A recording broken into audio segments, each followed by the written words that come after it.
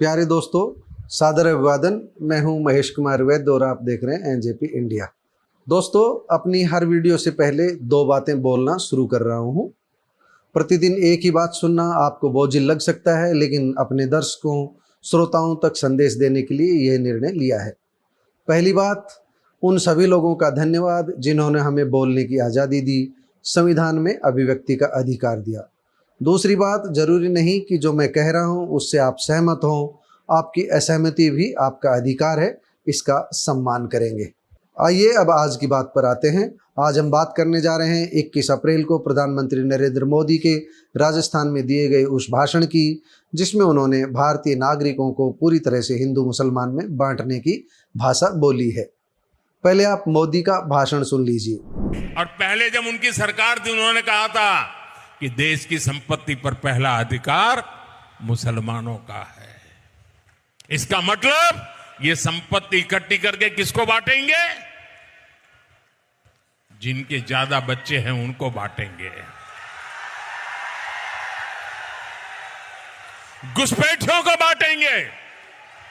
क्या आपकी मेहनत की कमाई का पैसा घुसपैठियों को दिया जाएगा? आपको मंजूर है? ये कांग्रेस का मैनिफेस्टो कह रहा है कि वो माताओं बहनों का सोने का हिसाब करेंगे, उसकी जड़ती करेंगे, जानकारी लेंगे और फिर उस संपत्ति को बांट देंगे और उनको बांटेंगे जिनको मनमोहन सिंह जी की सरकार ने कहा था कि संपत्ति पर पहला अधिकार मुसलमानों का है। नरेंद्र मोदी ने कांग्रेस के कंधों का सहारा लेकर ऐसा किया है।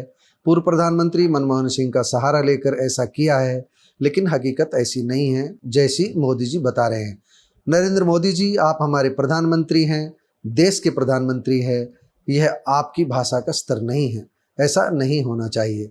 मोदी जी, आप मनमोहन सिंह का नाम लेकर उन्हें बदनाम न करें। विनम्र मनमोहन ने जो कहा था उसका सार समझने का प्रयास भी कीजिए। मोदी जी, आप जरा जुबान संभाल कर बोलिए। सत्ता किसी की सगी नहीं है, एक दिन यह आपसे भी दूर हो जाएगी।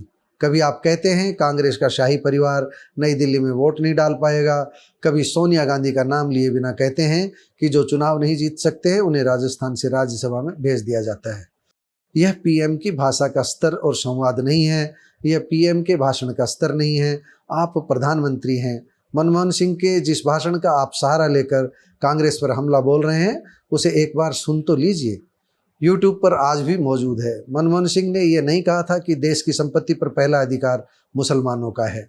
उन्होंने जो कहा था वह अंत्योदय की आपकी भावनाओं के अनुरूप ही था। आपने कल राजस्थान में जिस भाषा का इस्तेमाल किया है उससे ऐसा लग रहा है कि आपके 400 पार के नारे की हवा निकलने वाली है, तभी तो आप बोलने की बजाय फेंक रहे हैं। मनमोहन सिंह ने कहा था कि हमारी सामूहिक प्राथमिकताएं स्पष्ट है। कृषि, सिंचाई, जल संसाधन, स्वास्थ्य, शिक्षा, ग्रामीण बुनियादी ढांचे में महत्वपूर्ण निवेश और सामान्य बुनियादी ढांचे के लिए आवश्यक सार्वजनिक निवेश की जरूरतें हमारी प्राथमिकता है।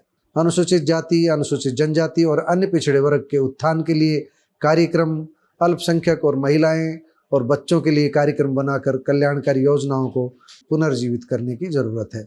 उन्होंने कहा था कि हमें नई योजना लाकर यह सुनिश्चित करना होगा कि अल्पसंख्यकों का और खासकर मुस्लिमों का भी उत्थान हो सके, उन्हें विकास का फायदा मिल सके। उन्होंने अकेले मुसलमानों के बारे में ये बात नहीं कही थी। उन्होंने कहा था कि इन सभी का संसाधनों पर पहला दावा है। इन सभी का मतलब अनुसूचित जाति, अनुसूचित जनजाति, महिलाएं, बच्चे और अल्पसंख्यक। उन्होंने कहा था कि केंद्र के पास बहुत सारी जिम्मेदारियां हैं और ओवरऑल संसाधनों की उपलब्धता में सबकी जरूरतों का समावेश करना होगा। आप मनमोहन सिंह को सुन भी सकते हैं। I believe our collective priorities are clear. Agriculture, irrigation and water resources, health, education, critical investment in rural infrastructure and the essential public investment needs of general infrastructure along with programs for the uplift of scheduled castes, scheduled tribes, other backward classes, minorities and women and children. Manmohan Singh की बातों से आप समझ चुके होंगे कि नरेंद्र मोदी ने उनकी आड़ लेकर किस तरह हिंदू मुसलमानों की भाषा बोली है। हमारी ये बात केवल नरेंद्र मोदी के लिए नहीं है, बल्कि देश के उन तमाम नेताओं के लिए है जो इन दिनों भड़काऊ भाषण देकर चर्चा में आना चाहते हैं, अपना संकीर्ण स्वार्थ सिद्ध करना चाहते हैं। मोदी जी, मैं आपको सच बता रहा हूँ, आज सुबह से पार्क में सुबह की सैर करने निकले लोगों के बीच पहुँचने पर और सार्वजनिक स्थानों पर आपके कल राजस्थान में दिए गए उपरोक्त भाषण की चर्चा मिली। चंद अंधभक्तों को छोड़कर अधिकांश लोग ये मान रहे हैं कि यह भाषण आपकी हताशा और निराशा का प्रतीक है और इस भाषण से चुनावी लाभ मिलने के बजाय आपको नुकसान हो सकता है। हम भविष्यवक्ता नहीं है, 4 जून को पता लगेगा क्या परिणाम निकल कर आता है। धन्यवाद।